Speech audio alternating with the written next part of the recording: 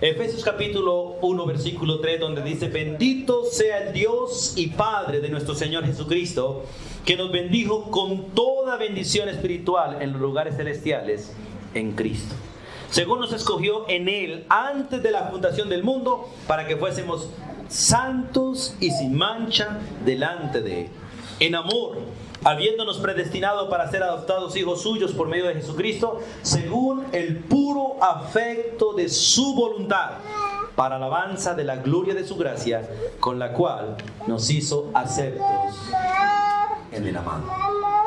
Soberano Dios, nos disponemos para seguir conociendo el plan eterno de salvación que tú has diseñado para tu pueblo.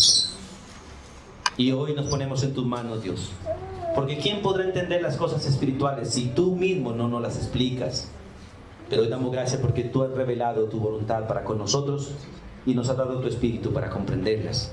Y oramos para que las podamos entender y compartir con otros de la manera que tú quieres que realmente sean conocidas. Descansamos en ti y damos gracias en el nombre de Jesús. Amén. Los domingos anteriores, hermanos, hablamos sobre la bendición. Siga, hijo, siga pasando. Hablamos sobre la bendición de Dios en el plan eterno de salvación. Él nos bendijo. Dijimos que Él nos bendijo en el cielo. ¿Cuándo nos bendijo? Antes de la fundación del mundo. ¿A quiénes bendijo? A los suyos, a su pueblo. No a todos los hombres, sino solo a los suyos. El que ha conocido a Cristo sabe que es de Dios ya. Pero nosotros sabemos cuáles de los que no han conocido a Cristo le pertenecen a Dios. Por eso hay que hablarles a todos. Y hay que bendecirlos. ¿Y cómo se les bendice? No diciéndoles Dios les bendiga, sino compartiéndoles el mensaje de salvación. Porque la bendición no es un Dios le bendiga. La bendición verdadera es que conozcan a Jesús como Señor y Salvador. Él nos bendijo, dice: bendito sea el Dios, versículo 3, bendito sea el Dios y Padre del Señor Jesucristo, que nos bendijo con toda bendición en lugares celestiales. Hermano, las bendiciones para usted y para mí no están en la tierra. No son casa, carro y beca. Estos días pensando en Venezuela, miles y millones de personas están perdiendo todo lo que trabajaron durante toda la vida. Pensando en lo que está aquí, el problema de Ituango. Cantidad de pueblos que quedan en la ruina de todo lo que trabajaron durante toda la vida. ¿Por qué? Porque todas las cosas en la tierra son pasajeras y vanas. Lo que Dios nos dio no está en la tierra, está en Cristo Jesús y está en la eternidad. Dios no nos hizo para esta tierra. Dios nos trajo a esta tierra para que le conozcamos a Él, para que vivamos en cielo nuevo y tierra nueva. De hecho, no nos hizo para este siglo, nos hizo para el venidero, pero nos trajo a este siglo para que conozcamos a Jesús, conozcamos la gracia de Él y nos preparemos para la venida de Él. Por eso dice: bendito, alaben a Dios, que nos bendijo con toda bendición espiritual en los lugares celestiales. Pero esas bendiciones están en Cristo.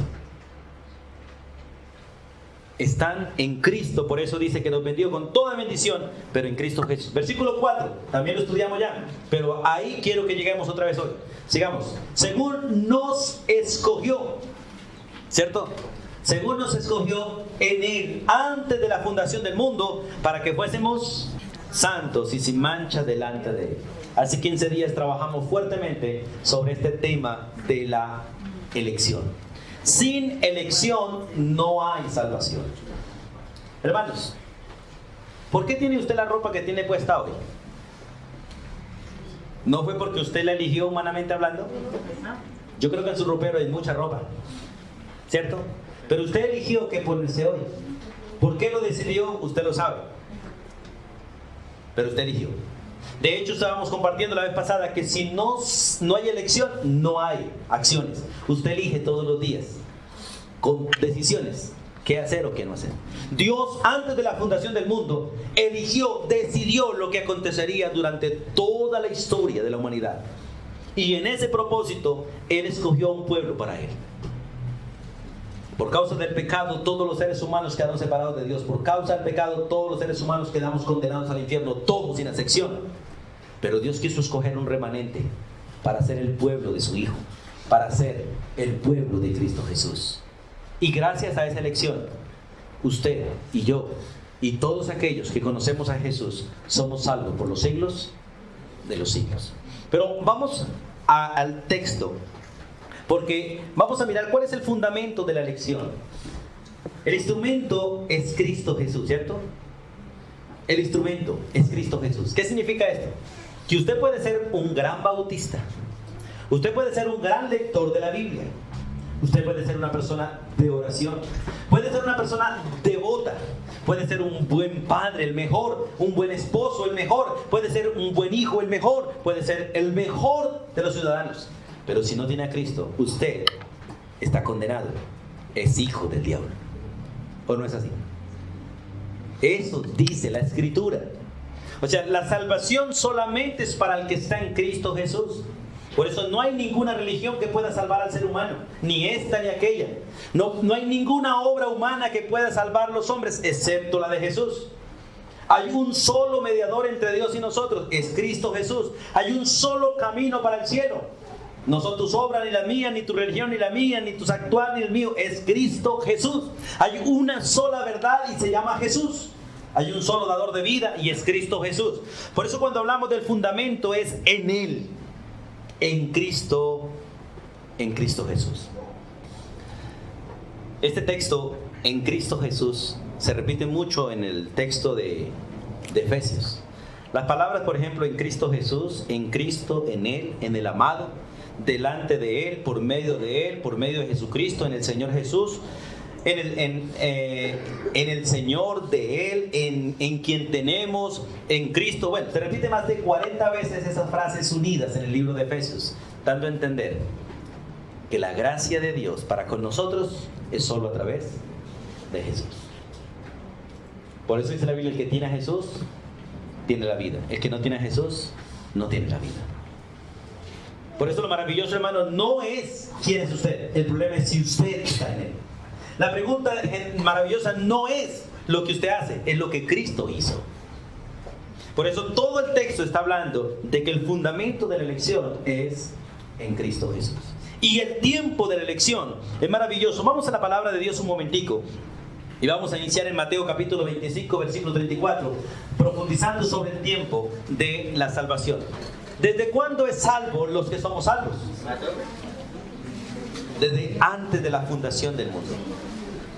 La palabra la palabra eternidad, o la palabra donde dice antes de la fundación del mundo, esa palabra en el griego significa antes de la fundación o antes del principio de las cosas.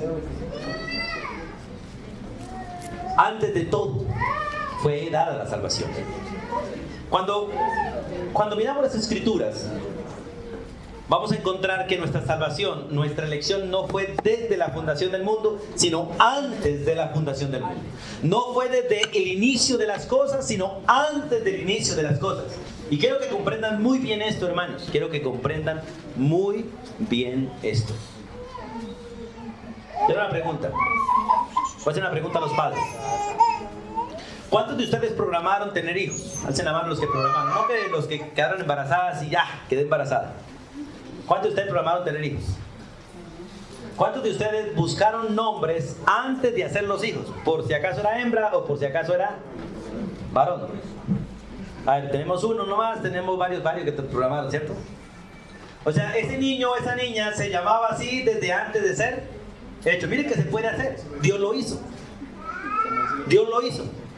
Hay cosas que empezaron con la fundación del mundo, pero la salvación de nosotros no empezó con la fundación del mundo, sino que fue antes. Estos dos textos que vamos a leer, que es Mateo capítulo 25, versículo 34, habla de algunas cosas que empezaron con la fundación del mundo, pero hay otros textos que muestran que la salvación, la elección fue hecha antes de la fundación del mundo. Capítulo 20, les dije que capítulo ¿qué?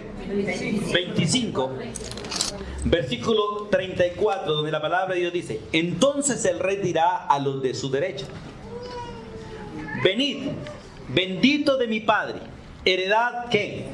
El reino, preparado para vosotros desde la fundación del mundo. ¿Desde cuándo se preparó el reino para los hijos de Dios? Desde la fundación. Hay cosas que empezaron con la fundación del mundo. Cuando Dios fundó el mundo, fundó también su reino. Pero para fundar su reino ya tenía el pueblo de su reino. Y ese pueblo no inició con la fundación del mundo. Vamos a otro texto, Lucas 11:50, por favor. Lucas 11:50, porque quiero que hagan diferencia entre lo uno y lo otro. Lucas 11:50. En Lucas 11:50 la Biblia dice estas palabras: para que se demande de esta generación la sangre de todos los profetas que se ha derramado ¿desde cuándo? Desde la fundación del mundo. ¿Desde cuándo se ha derramado sangre sobre esta tierra? Desde que el mundo se hizo. Porque Dios hizo el mundo, hizo la humanidad. Y parece que la humanidad demoró muy poquito en la gracia y se metió en el pecado. Y de que el hombre empezó a pecar, empezó a derramar sangre. Y la primera sangre que se derramó fue la de Abel. Y la Biblia dice que la tierra gime hoy porque está inundada de sangre. Inundada de sangre. De hecho, Dios prohibió derramar sangre. Yo muchas veces he querido reventarle a veces las narices a mis hijos como mis padres me las reventaron a nosotros. Te han dado unas ganas de a veces de pegarle una. ¿Sabe qué me detiene? Este principio: no derrames la sangre de nadie. Porque si saco la mano y se la pongo a mis hijos, yo les reviento la nariz. Pero Dios dice: no derrames la sangre de nadie. Y la idea no es solo de matar. Porque si yo le pego un arepaso a mi hijo de rabia, peco contra Dios y derramo sangre que no debo derramar. Y la sangre, la tierra reclamaría esa sangre derramada. ¿O no es así? Porque al derramar sangre se derrama vida. ¿O no es así? Porque la vida, tanto de los animales, humanamente hablando, como de los seres humanos, está en la sangre. Por eso hay que tener cuidado, hermanos. Hay que tener cuidado. Estas cosas empezaron desde la fundación del mundo. El reino empezó de la fundación del mundo y el derramamiento empezó de la fundación del mundo, pero no nuestra salvación. Vamos a San Juan 17:24, por favor. En Juan 17:24, porque es necesario que ustedes entiendan lo que es la gracia de Dios. Porque nosotros a veces extendemos gracia sobre los miserables que han pecado, pero Dios extendió gracia sobre el pueblo que aún no había pecado. Por eso nuestra salvación no es a causa del pecado. Nuestra salvación es por la gracia de Dios, a causa de la misericordia y la bondad de Dios para con nosotros en Cristo Jesús antes de la fundación del mundo. Vino cuando éramos pecadores, sí, pero no fuimos salvos por ser pecadores. Vino cuando éramos pecadores, fuimos salvos por gracia. En San Juan 17:24, por favor. La Biblia dice estas palabras, hablando de Jesús, clamando Jesús al Padre, le dice: Padre, aquellos que me has dado, escuchen, quiero que donde yo estoy, también ellos estén, y estén conmigo. ¿Con quién va a estar usted en el cielo? Con Cristo, hermanos.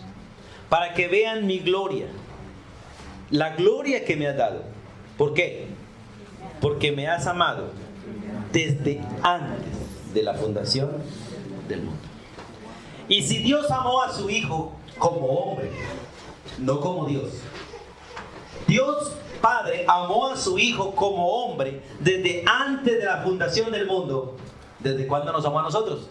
Que somos su cuerpo. Desde antes de la fundación del mundo. Dios, antes de la fundación del mundo, diseñó un plan para su Hijo, formar un pueblo para su Hijo, formar un cuerpo para su Hijo, y nosotros somos miembros de ese cuerpo. Por eso, al amar a Cristo como hombre antes de la fundación del mundo, nos amó a nosotros, a quienes nos hizo parte de su cuerpo. De su cuerpo. Imagínese una película, cualquiera de las películas que usted ha visto en televisión. Para poder hacer una película y rodar una película, primero fue necesario hacer un guión, ¿cierto?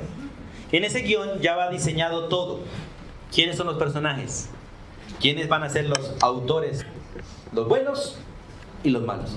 ¿Quiénes van a ser extras? ¿En qué ambiente van a estar? Ya tienen que armar los escenarios antes de hacer la película. Tienen que diseñar los escenarios, ¿o no es así? Y después, entonces empieza la película. ¿Qué empieza a hacer? Solo a ejecutar lo que está en el guión. ¿Y qué es lo que está haciendo Dios en día? Dios hoy en día. Solo ejecutando su guión eterno, en el cual ya sabe quiénes son los unos y los otros. ¿Y sabe qué es lo maravilloso? Que Dios decidió que usted y yo fuéramos de su pueblo, los victoriosos en Cristo Jesús. Usted no puede juzgar quiénes van para el infierno o quiénes se han ido. De hecho, nadie ha ido todavía. Pero no puede juzgar quiénes van a ir. Porque aquellos que pronto pensamos que iban a ir, no van a ir. Y posiblemente aquellos que pensamos que no iban a ir, van a ir. ¿Sabe de qué debe estar seguro? De usted. De usted sí debe estar seguro. Y la seguridad para usted no se la da ni su religión, ni sus obras, ni nada en esta tierra, se la da Cristo Jesús. El que conoce a Jesús tiene vida eterna. El que no conoce a Jesús no tiene la vida al lado de Dios. La tiene separada de Él. Porque todos los seres humanos fueron diseñados para vivir eternamente. Pero solo con Dios vivirán los que conocen a Jesús en la tierra. Sí, amén, así es. Solo en Cristo Jesús. Solo en Él. Por eso es maravilloso mirar la eternidad de nuestra salvación. Y vamos a 1 de Pedro 1, por favor. También para mirar allí esta verdad de las cosas que empezaron antes de la fundación del mundo. De hecho, todo el plan fue hecho antes de la fundación del mundo. Y 1 de Pedro 1:20. Y la verdad, hermanos, es que cuando usted entienda esto, usted tiene que aprender, hermano, a ser una persona que diseñe planes. Y no haga nada a la loca, como dicen por ahí, sino algo que se haga diseñado. Algo que se haga diseñado, como Dios lo diseñó. En 1 de Pedro capítulo 1, vamos a empezar a leer el versículo 18, pero nos vamos a concentrar en el versículo 20. En el versículo 18 dice, sabiendo, ¿están ahí, hermanos? Dice, sabiendo que fuisteis rescatados de vuestra vana manera de vivir, la cual recibiste de vuestros padres, no con cosas corruptibles como oro o plata, sino con la sangre preciosa de Cristo, como de un cordero sin mancha y sin contaminación. Versículo 20. Ya destinado, ¿desde cuándo? Desde antes de la fundación del mundo, pero manifestado en los posteros tiempos. ¿Y por qué se manifestó en los posteros tiempos? Por amor a nosotros. Y mediante el cual, o sea, mediante Jesús, creéis en Dios, quien le resucitó de los muertos y le ha dado gloria, para que vuestra fe y esperanza sean en Dios y no en nada más. Es maravilloso ese principio. Mire, hermano, vamos al versículo 20. Dios Padre destinó a Jesús desde antes de hacer todas las cosas para que fuese nuestro Señor y Salvador. Y diseñó que solo a través de Él llegaríamos al Padre, y solamente a través de Jesús tendríamos vida eterna, porque la vida eterna la concede Dios. La concede Dios. Pero Dios quería que fuéramos hijos, no solo criaturas. Por eso al crearnos no nos hizo hijos, al crearnos nos hizo criaturas. Entonces, por ser creación somos criaturas, pero no hijos. Para ser hijos tenía que ser a través del Hijo. Y yo quiero hacer una pregunta en esta mañana a usted. ¿Qué es usted para Dios? ¿Una criatura o un hijo? ¿Cómo resuelve ese asunto? Si usted no ha confiado en Jesús, usted es una criatura. Y por ser una criatura, usted está contaminado de pecado y es un pecador. Y si es un pecador, no es hijo de Dios. Si es un pecador sin perdón, no es un hijo de Dios. Para ser un hijo de Dios necesita conocer y aceptar a Jesús, porque el versículo 20 lo dice muy claro. Dice el versículo 21. Y mediante Él. ¿Mediante quién? Mediante el cual creéis en Dios. Pregunta, ¿se puede creer en Dios sin Jesús? No. Todo el que pretenda decir que cree en Dios sin Jesús, cree en un Dios que no es Dios. Cree en un ídolo, en algo que él mismo diseñó. Usted ve que especialmente en Antioquia, bueno, es todo el mundo, en todo el país, pero Antioquia es un país, una región muy religiosa, y cada pueblo tiene su propio Dios, porque tiene su propio ídolo. Los unos se encomiendan a este, el uno se encomiendan a aquel, el uno se encomiendan al otro. Cuando usted va a la Biblia, ninguno de ellos se encomienda a Dios. Todos se encomiendan al diablo. ¿O no es así? 1 Corintios 10 es muy claro. Todo lo que usted le ofrece a un ídolo, no se lo ofrece a Dios, sino a Satanás.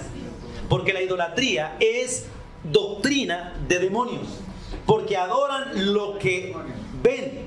Mas la doctrina de Dios es adorar lo que no vemos. Y tan bonito que es tener un Dios que uno puede echar en el bolsillo. Tan bonito, porque es interesante. El ser humano se gloría en tener un Dios que no lo puede ver. Pero es terrible tener un Dios que me puede ver. Es maravilloso tener un Dios que no me puede oír, porque los ídolos ni ven ni oyen. Pero terrible es tener un Dios que no solo oye, sino que entiende toda intención del corazón. Es maravilloso tener un Dios que no puede caminar, que tiene que estar en un templo. Que para yo poder hablar con Él tengo que ir a buscarlo a un templo. Pero Él no puede salir conmigo para ningún lado, porque no está vivo. Por eso Dios dice, los ídolos de los hombres ni tienen ojos y no ven, tienen oídos y no oyen, tienen boca y no pueden hablar, tienen pies y no pueden andar, y si quieren andar tienen que cargarlos. Pero no así el Dios de los cielos. No el Dios de los cielos. Por eso es maravilloso mirar esta parte de la palabra de Dios. Solo mediante Él, mediante Jesús, solo mediante el cual creéis en Dios. Es imposible creer en Dios sin Cristo. Segundo, ¿quién? El Padre le resucitó de los muertos y le ha dado gloria. ¿Para qué? Escuchen, para que vuestra fe y vuestra esperanza no descansen ni en usted, ni en religiones, ni en nada, solo en Él, que vive por los siglos de los siglos. En aquel que venció todos nuestros enemigos, Satanás, el pecado, el mundo, la carne, la muerte, y se levantó victorioso, subió a los cielos, se sentó en el trono y es Señor de señores sobre toda autoridad. Qué bueno es confiar en Él. Qué bueno es confiar en Él. Por eso, hermanos, la salvación no está puesta en los hombres, ni inició con la creación. Dios la otorgó antes de la fundación del mundo. Y es maravilloso. Ahora, ¿cuál es el propósito? Vamos a Efesios otra vez. Efesios capítulo 1, versículo 4. Según nos escogió en Él antes de la fundación del mundo. Aquí está el propósito. Para que fuésemos santos y sin mancha delante de Él. ¿Cuál es el propósito? Para que fuésemos santos y sin mancha. Vamos a trabajar un poquito ahí porque quiero que profundicemos y no corramos. Capítulo 1:4, hermanos, de Efesios 1:4. La palabra santos, para que fuésemos, esa palabra fuésemos, es que no lo hicimos nosotros, lo hizo alguien más. La conjugación de este verbo está en un tiempo que es voz pasiva. ¿Qué significa? Que no fue hecha por nosotros. El efecto lo recibimos nosotros, pero la acción no la hizo ninguno de nosotros. Por ejemplo, yo les he hecho este ejemplo, lo vuelvo a hacer. ¿Cuántos niños nacen y cuántos niños son paridos? Los que conocen básicamente el proceso natural de un nacimiento de un niño. ¿Cuántos niños nacen por ellos mismos? ¿Y cuántos son paridos? Lo correcto no es que el niño nació, lo correcto es que la mamá lo parió. Y lo más, digamos más al contexto del día, lo dio a luz. ¿El niño quiere salir del vientre? No. ¿El cuerpo lo quiere tener adentro? Tampoco. La madre da a luz. El niño no nace. La madre lo da a luz. Y lo que hablamos del nacimiento es que el niño salió porque la madre lo dio a luz. Eso es lo que se llama voz pasiva. No que él haya nacido, sino que alguien lo dio a luz. Salió expulsado por el cuerpo. Y esto es maravilloso verlo, especialmente en aquellas mujeres que pierden sus hijos en el vientre. Los médicos le ponen una medicina que hace que el cuerpo se sienta en dolor de parto y expulse todo lo que está adentro. Por esa pitocina, no sé cómo llama, creo que es cierto, hace que el cuerpo empiece un proceso de trabajo de parto. Y a pesar de que el niño esté muerto o no haya allí nada, el cuerpo hace que lo que esté allí salga. Entonces el niño no salió, el cuerpo lo expulsó. Eso es lo que trabajan los verbos en voz pasiva. Se reciben el efecto, mas no hacen la acción la hace alguien más. Y la salvación no es una obra de los hombres, es una obra de Dios, que empezó, inició y se terminó en la eternidad. Todo fue hecho por Dios, pero nosotros recibimos el efecto en el transcurso del tiempo. De la palabra santo dice, para que fueseis santos. La palabra santo es una persona pura, una persona apartada para Dios, una persona dedicada, consagrada a Él. A algunos les queda difícil entender esto, hermanos. ¿Cuántos de los que creen en Cristo son santos? Todos los que creen en Cristo son santos. La pregunta es, ¿por qué un pecador miserable, inmundo como usted y como yo, llegamos a ser santos? ¿Por qué? Por Cristo. Por Cristo. Si una mujer, yo estaba comparando estos días, no sé dónde fue, pero una mujer, pensemos una mujer de la Biblia, y tomamos el ejemplo aquí. Una mujer de la Biblia, como el caso de la esposa de Salomón. ¿A quién amaba Salomón verdaderamente entre las 1000? A una llamada la Sunamita. Si usted lee el libro de Cantares, van a encontrar que aquella es una mujer pobre, de una familia campesina. A esta mujer sus hermanos la pusieron a cuidar las ovejas, la tenían como la esclava. Ella era morena y decía, no soy morena porque sea morena, sino porque el sol me quemó. Estaba arañada, vuelta a nadas, con uñas dañadas, manos dañadas, porque estaba cuidando ovejas en el campo, toda abandonada, con ropa andrajosa. Y el sabio Salomón, que tenía un ojo clínico, la vio, dijo, wow, qué belleza de mujer. Y empezó a cortejarla, la enamoró y llegó a ser su esposa predilecta. Ahora, ¿a dónde voy? Una mujer pobre, abandonada, se casa con el hombre más rico de todo el mundo. ¿Sigue siendo pobre? ¿Qué empezó a hacer esa mujer?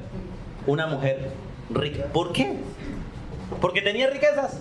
No, por el esposo que tenía. Es el mismo principio aquí. ¿Por qué el que cree en Cristo llega a ser santo? Porque el Salvador es santo. ¿Por qué un pecador como usted y yo, inmundos, llegamos a ser limpios? Por el Salvador, que es limpio. Por eso dice la Biblia que para presentarnos santos y sin mancha delante de Él. Hay cuántas mujeres pulcras, hermosas, bonitas, no porque ellas feas, no, se casan con borrachos, con marihuaneros. ¿Cómo terminan sus vidas? En un desastre. Pero no así el que se une a Jesús. Por eso es maravilloso mirar este texto. Vamos a la palabra de Dios y vamos al libro de Colosenses 1:22, porque Dios nos hizo santos y sin mancha. Esa palabra sin mancha significa sin defecto, irreprensible. Vamos a Colosenses 1:22, que también habla algo similar. Vamos a mirar varios versículos que nos muestran los mismos principios. Colosenses 1, el versículo 22. Bueno, voy a leer el 21 también. Dice, y a vosotros también, está haciendo distinción entre judíos y gentiles, y a vosotros también, que erais en otro tiempo, ¿qué? Extraños y enemigos en vuestra mente, haciendo malas obras, ahora os ha reconciliado. Versículo 22. ¿Cómo nos reconcilió? ¿O en dónde? En su cuerpo. ¿Cuál cuerpo? El de carne. No el cuerpo espiritual cuando era Dios, sino en su cuerpo de carne, en el cuerpo humano. ¿Por medio de qué? Eso le costó a Dios la reconciliación. Por medio de la muerte. ¿Para qué? Dice, para presentaros, ¿cómo? Santos y sin mancha e irreprensibles. Sí, pero ¿delante de quién? ¿Usted ha ido alguna vez? Yo sé que usted ha ido. No, mejor le recuerdo. Recuerden las veces que ustedes han ido a ver un niño recién nacido. Hay niños recién nacidos que realmente son feos al ojo nuestro. Pero ¿cómo es para su mamá y su papá? Tiene los ojos de mamá y los ojos de papá. Pero al parecer de los demás son feos, pero al parecer de sus padres, ¿cómo son? Bien, hermano, le hago una pregunta. ¿Qué dice su esposa, su esposo, sus amigos de usted? ¿Y qué dice Dios de usted? ¿Cómo se ve un creyente a los ojos de su Padre Celestial? ¿Y cómo se ve un creyente a los ojos de los demás? Común y corriente. Hermanos, lo que somos, lo somos en Cristo, pero delante de Dios.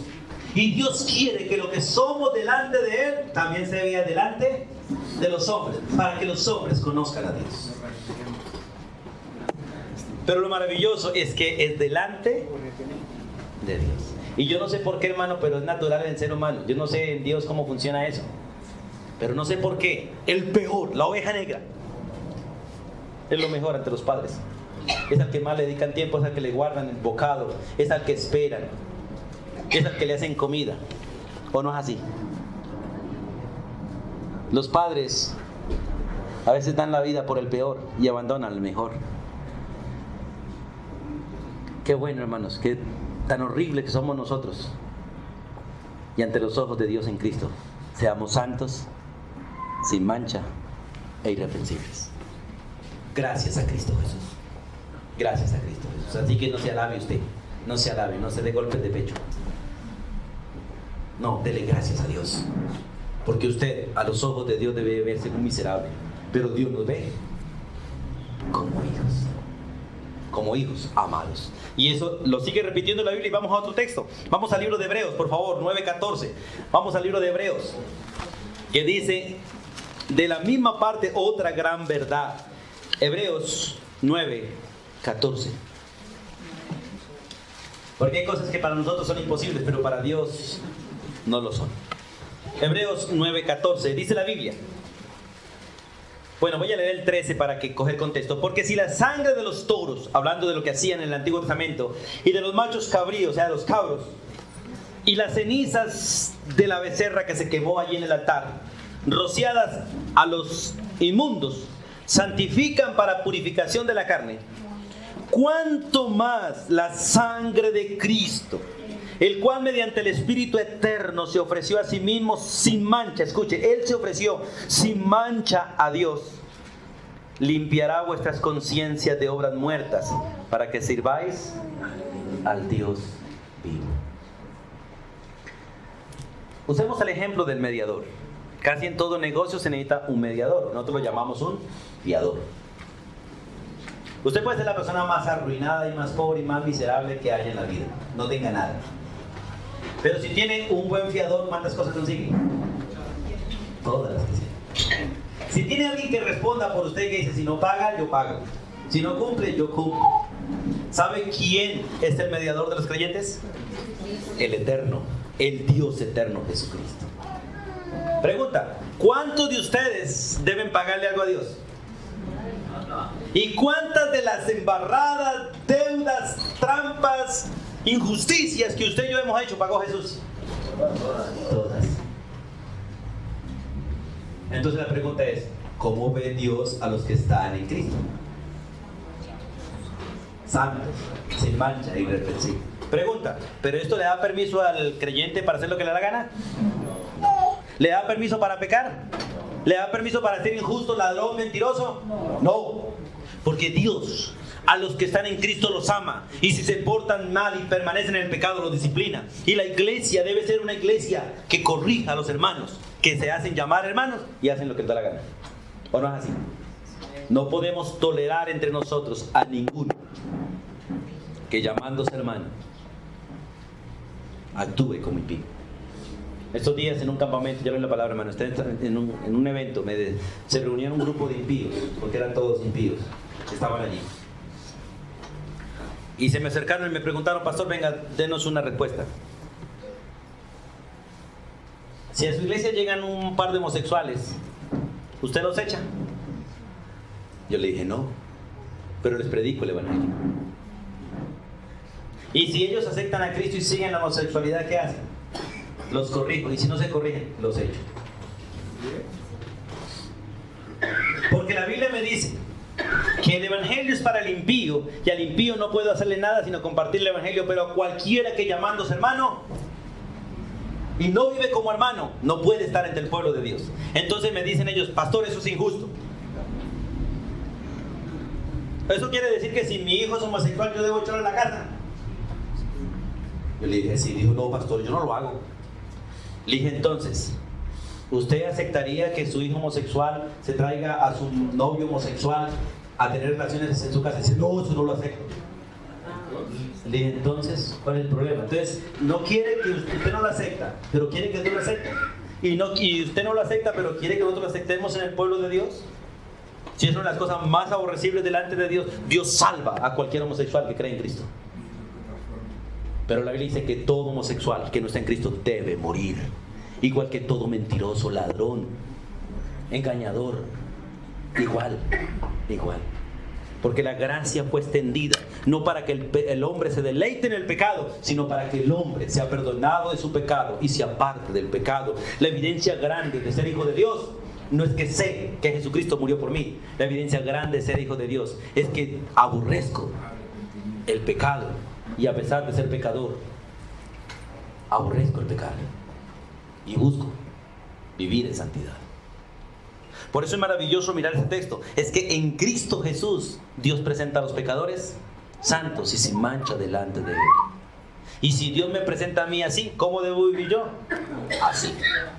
Y Dios nos ha dado la fuerza para vivir así. Cuando somos niños, estos niños, vean, aquí están vestidos bien elegantes. Pero si el padre los suelta, ¿cómo quedan los niños? Y si los llevan al campo así y los dejan, ¿cómo quedan los niños? Vueltos nada. Pero ellos van en el proceso aprendiendo que papá los viste limpios porque quiere verlos limpios. Y van aprendiendo poco a poco en el proceso a vivir limpiamente.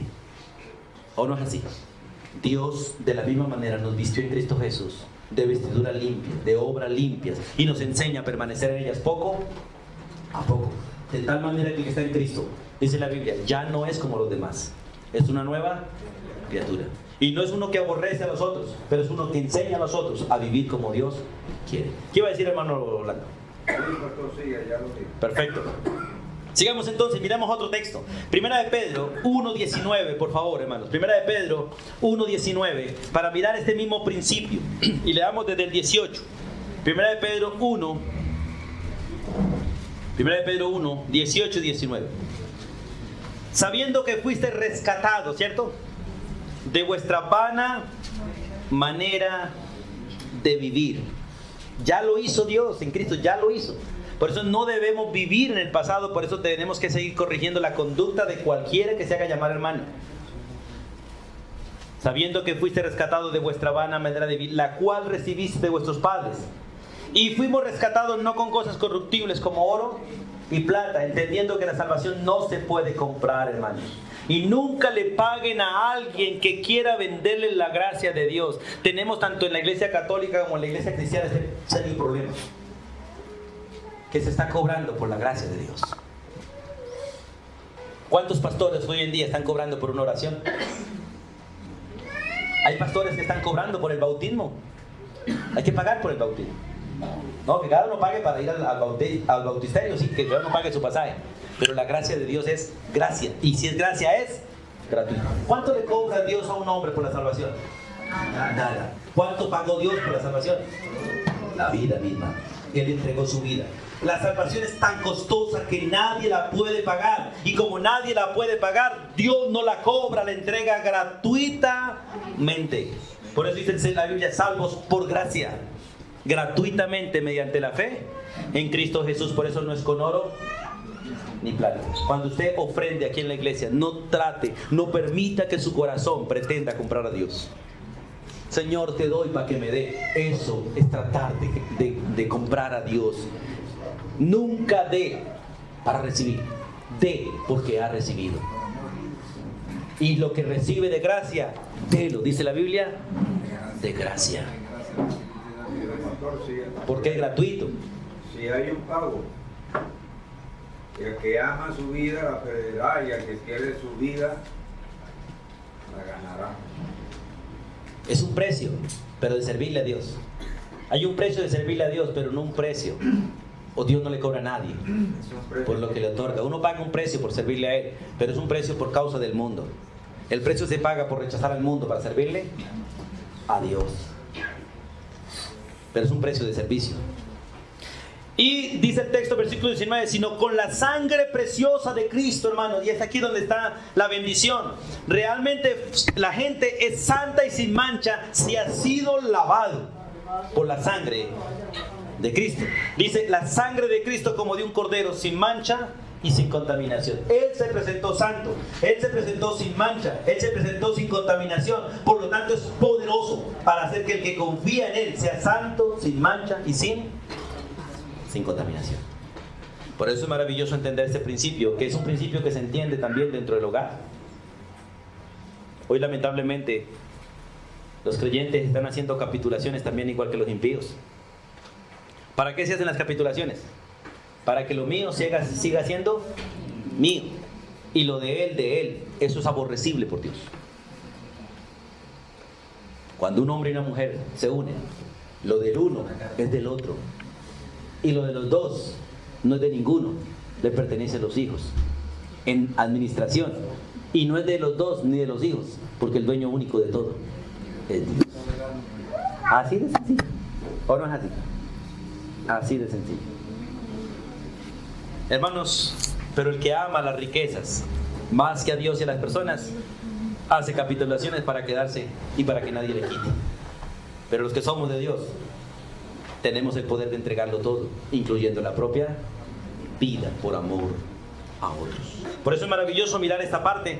Y en la palabra de Dios vamos a Filipenses 2. Me encanta este texto de Filipenses 2. Y es un texto que me da a mí alegría y confianza en el corazón. En Filipenses capítulo 2. Versículos 14 y versículo 15 de Filipenses 2, 14 y 15.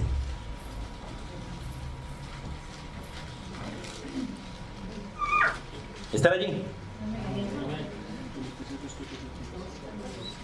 Haced todo, dice la Biblia, haced todo sin murmuraciones y contiendas. ¿Qué es lo que hace que uno no se presente todos los días como debe ser? Dice, para que seáis ¿qué? Irreprensibles y sencillos, hijos de Dios sin mancha en medio de una generación maligna y perversa, en medio de la cual resplandecéis como luminares en el mundo. ¿Cómo de qué debo hacer yo para vivir santa, limpia e irreprensible delante de Dios? ¿Qué debo hacer? El versículo 14 dice, haced todo sin murmurar y sin pelear. O sea, hagan todo para Dios. No importa quién lo disfrute. No importa quién lo disfrute. Háganlo para Dios. Mire cuántas personas han hecho un pastel para alguien. Y cuando invitan a ese alguien llega con 10 más. Y llega el dolor y la pelea en el corazón, las murmuraciones y la pelea. Pero, ¿por qué se trajo eso? Pero era para él. Pero si el otro quería compartirlo con 10, ¿por qué pelea usted? Si usted lo hizo para él, entrégueselo a él. Si él lo entrega 10, no importa.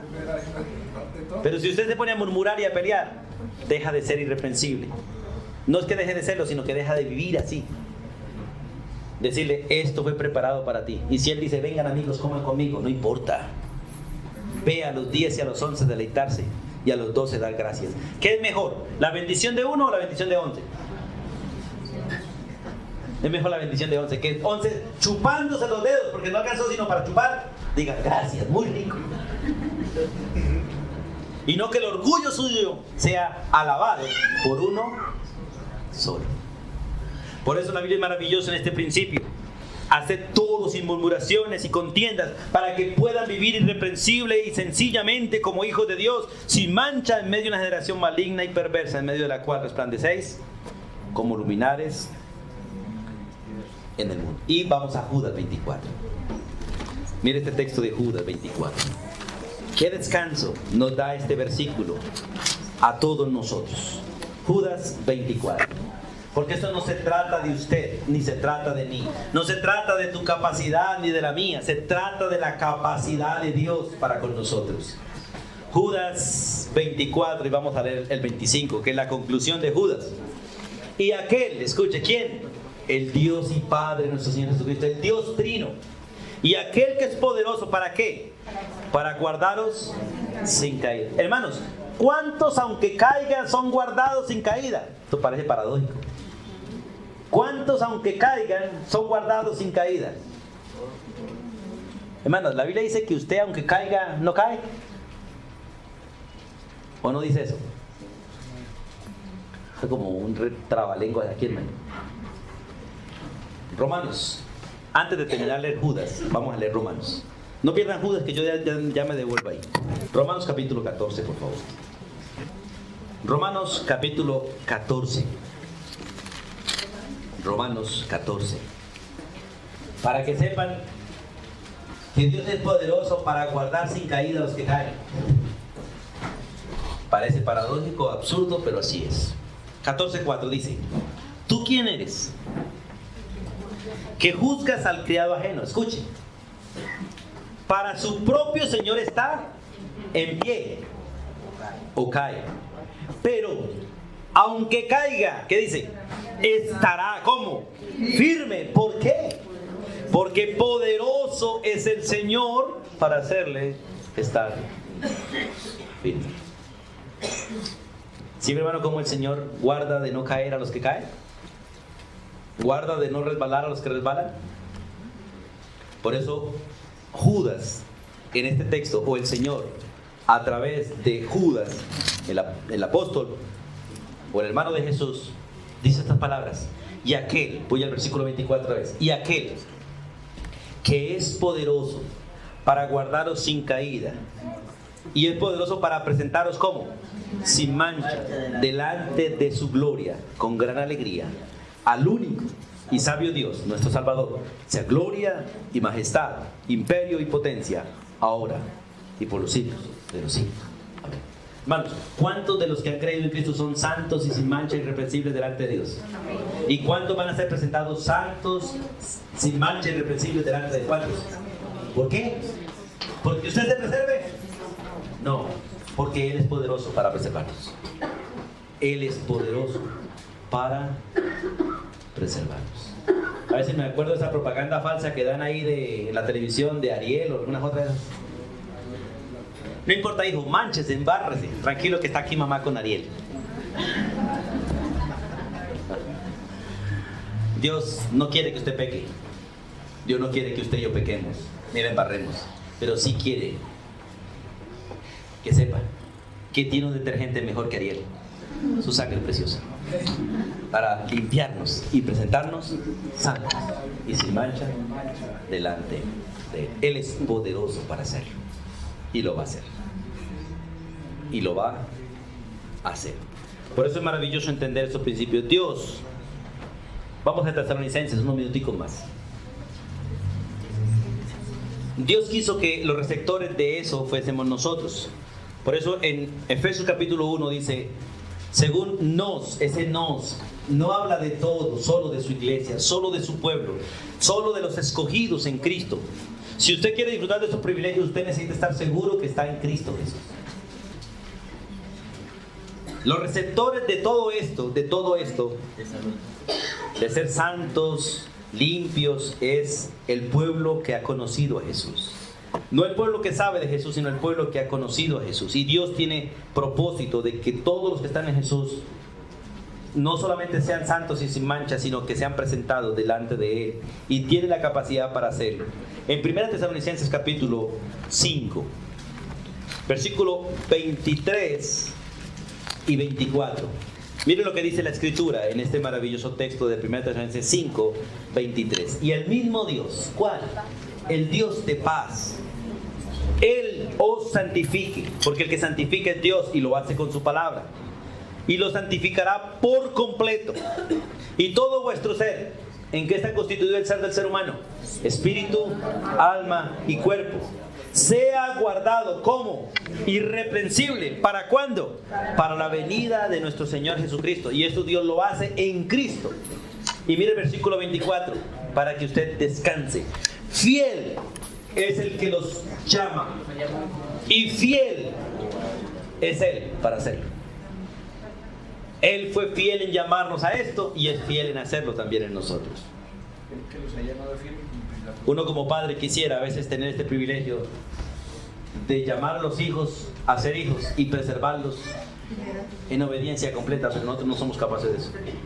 Dios sí es capaz de hacerlo, pero en Cristo Jesús no más. ¿Sí, hermano? Turito, hermano, para que escuchemos todos. Esta semana estaba pensando en Juan 10:18, que Jesús está diciendo, yo no doy la vida. Uno piensa, Jesús lo mataron, y uno le dice a alguien, es que Jesús murió por usted, ¿cierto? Así es. Y ese día cuando yo leía aquí, Jesús decía, es que a mí no me mataron, yo me entregué. Así es. Y me di cuenta que, no sé si usted está de acuerdo conmigo, que Jesús no había muerto por mí, sino que entendí que Jesús había muerto en mi lugar. Así es, hermano. En ese momento me conmoví tanto, porque cómo cambia la preposición cuando yo le digo a alguien, es que murió por usted, y uno dice, sí, ¿sí? Pero cuando dice, Él murió en mi lugar, yo en ese momento me conmoví tanto que me puse a llorar. O sea, yo dije, es que claro, he estado con un concepto equivocado y por eso es que no soy agradecido. Él murió por todos, ¿cierto? Era uno más de los que estaba ahí. Pero qué distinto cuando uno dice, Él no murió por mí. Y quiero cambiar su vocabulario también, sino que Él murió en mi lugar. O sea, yo era la que debía morir. Esa momento. Amén, hermana. Por eso Él dice, es que a mí no me cogieron, a mí no me mataron, yo me entregué. Yo fui, Él dice, yo tengo poder, dice, nadie me la quita, sino que yo mismo la pongo. O sea, yo vine y me entregué. Así es. Que no lo podía reconocer. Y yo pensaba en esa preposición como cambió, y quiero cambiar mi manera de compartirla a la gente, decirle, Dios murió por usted, no. Dios murió en su lugar. Usted era el que debía ir allá. Así es, hermana. Gracias, hermana. Así es. Así es. Pero ¿qué diferencia hay entre yo decir que murió en mi lugar y yo puedo enredar eso también? Hay mucha diferencia en el sentido de el conocimiento que usted tenga. Si usted entiende lo miserable que es, puede decir que murió por mí. Pero si no entiende cuán miserable es, no va a entender que Él murió por usted. Pero si usted le dice que murió en su lugar, la respuesta es ¿por qué murió en mi lugar? ¿Por qué? Entonces puede usted explicarle la condición miserable en que está todo pecador y que el pecador, todo pecador merece morir. Si usted le pregunta lo de allá afuera, ¿usted qué merece? ¿El cielo o el infierno? Todo el mundo le va a decir que el cielo. Nosotros entendemos eso, pero el impío no dice que merezca el infierno, merece el cielo. La gente dice que todos vamos a caer, todos vamos a... Exacto. Pero por eso es buenas aclaraciones, hermano, porque es que uno no puede dejar en el aire cosas tan... Sí, tiene toda la razón. Por eso, gracias hermana Glass y gracias hermano porque las dos preguntas van allá. El creyente puede decir por mí, pero entendiendo la condición en que estaba. Pero el impío no entiende eso, porque el impío se le ha enseñado que es bueno. Al impío se le ha enseñado que Dios lo va a salvar sin importar lo que él haga. La Biblia no dice eso. La Biblia es clara, que solo aquel en el cual haya habido arrepentimiento verdadero y fe en Jesús es salvo, el que no está condenado. Hermano Orlando. Pero es que es una gran Durito. diferencia si usted está en un grupo y decir que a usted lo obliguen a morir por otro y que otro diga yo voy a morir por ustedes. Es distinto. Es una gran. Así es, hermano. Es gran diferencia. Por eso es interesante cuando Jesús fue a morir, Caifás dijo, cumpliendo las escrituras, es necesario que uno muera por todo el pueblo y no que el pueblo muera. Gracias, hermanos. Terminamos aquí porque el tiempo se nos va a ir. Pero es interesante mirar ese texto de Tesalonicenses, capítulo 5, versículo 23 y 24. Y el mismo Dios de paz os santifique, y Él lo hace por completo, no a medias. Y todo vuestro ser, espíritu, alma y cuerpo, sean guardados porque Él es poderoso para guardar. De hecho, nuestro cuerpo va a ser llevado a la sepultura y Dios va a permitir que se pudra porque solo pudriéndose puede sacar uno nuevo. Porque es el mismo principio de la semilla. Si la semilla no muere, no hay fruto. Pero si el cuerpo muere, Dios levantará uno perfecto. Y el alma y el espíritu ya están seguras en Cristo. Y el cuerpo también, pero después de la resurrección. Entonces, hermanos, es maravilloso entender y terminamos con Juan 10:16, por favor. Dios cuenta como ovejas a los que están en Cristo Jesús. Dios nos cuenta como ovejas por la elección a los que están en Cristo Jesús. Y en San Juan 10:16, el Señor está orando por ti y por mí y nos está contando a nosotros y a los que aún van a venir. Por favor, hermanos, les ruego de corazón, no condenen a nadie. No condenen a nadie. Porque solo Dios puede condenar. No digan este va para el infierno o va para el cielo. Solo prediquen que el que muere sin Cristo va a ir al infierno. Pero no condenen a nadie. No salven a nadie tampoco. Solo prediquen que el que está en Cristo tiene vida eterna. Pero la salvación es algo que entre Dios y cada persona. Y San Juan 10:16, la Biblia dice estas palabras.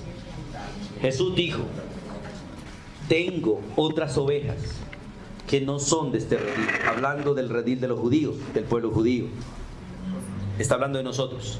Aquellas también debo traer. Y está hablando de nosotros. Pero para que vengan, deben oír mi voz. Y si oyen mi voz, habrá para ellas un rebaño y un pastor. Y ese pastor no es ningún hombre en las iglesias, ese pastor es Cristo Jesús. El único pastor de la iglesia es Jesús. Nosotros los pastores somos ayudantes y malos ayudantes. El único verdadero pastor es Jesús. Al único que ustedes deben seguir es a Cristo. En el único que deben confiar es en Cristo. Y me alegro, porque yo no puedo ver todos los días sus rostros y no puedo saber qué están haciendo ustedes, ni en qué están metidos, ni qué están decidiendo, pero su pastor sí lo sabe y está con ustedes 24 horas y los tiene fichados, y a mí también. No se les olvide que el pastor verdadero de ustedes no soy yo, ni ningún hombre en la tierra, es Jesús, y Él está con ustedes 24 horas. Él los oye 24 horas, Él los entiende 24 horas, Él los consuela 24 horas. Pueden acudir a Él 24 horas. Yo como ayudante, de vez en cuando les ayudaré. Pero Él ha prometido estar con ustedes todo el tiempo y ayudarlos 24 horas. Siempre, dice Él, siempre estaré con ustedes. Siempre los ayudaré, siempre los sustentaré, como ovejas. Entonces, cuando Jesús pronuncia estas palabras, el redil era Israel, el otro redil somos nosotros. Y Jesús se comprometió, Él, a traerlas, y Él las va a traer. Como decía la hermana, no fuimos nosotros los que escogimos a Jesús, Él nos escogió. No fuimos nosotros los que le buscamos, Él nos buscó. Él hizo este rebaño para que nosotros disfrutemos estar juntos delante de Él. ¿Pero quién nos trajo aquí? Él. Hay otros que han llegado y no han estado, se han ido. Y posiblemente otros lleguen y se vayan. Pero Dios tendrá un redil para ellos. Él tendrá un redil para ellos. Porque Dios tiene propósitos. Él habla de ovejas perdidas, pero que son sus ovejas. Y si son sus ovejas, no están perdidas. Solo que no han llegado a conocerlo, pero llegarán a conocerlo tarde que temprano. ¿Cuánto se demora usted oyendo y sin conocer al Salvador? Jesús se comprometió a traer esas ovejas perdidas, y Jesús dijo que las ovejas escogidas, aún las perdidas, oirían su voz. Jesús dijo que habría para ellas un rebaño y un pastor. Y estas deben ser nuestras oraciones: Señor, permite que los que no te han conocido te conozcan, y permite para ellas un rebaño y un pastor. Que ese pastor seas tú. Y oremos para que donde vayan las ovejas haya un buen ayudante de Jesús que les enseñe las Escrituras, que no consienta las ovejas, pero ame las ovejas, que no destruya las ovejas, pero no alcahuetee las ovejas. Porque si hay algo que las ovejas nos encanta es ser tercas, y nos encanta que nos consientan, pero nos hace daño eso. Qué bueno que nos ayude a seguir a Jesús, y ese pastor es el Señor de señores. Soberano Dios, gracias por Jesucristo, y gracias por escogernos en Él, para Él, y que Él sea nuestro pastor. Hoy damos gracias por estar en un rebaño y por ser miembros de un cuerpo que es universal, que es tu iglesia. Gracias por el privilegio, Dios, de ser consolados por tu palabra, y gracias por ser corregidos con amor. Gracias porque aunque somos pecadores y aún seguimos siendo pecadores, tú nos has perdonado. Somos conscientes y reconocemos que no debemos pecar, y que tú aborreces el pecado y corriges al pecador que se deleita en el pecado. Pero estamos seguros y contentos de estar en Cristo y estar seguros en Él para siempre. Gracias porque un día quitarás el pecado de nosotros y disfrutaremos la santidad en plenitud, la perfección en plenitud, la limpieza en plenitud. Pero gracias porque hoy somos santos, limpios, en plenitud en Cristo Jesús, y nos gozamos en ello. Gracias, gracias por amarnos. En el nombre de Jesús. Amén y amén.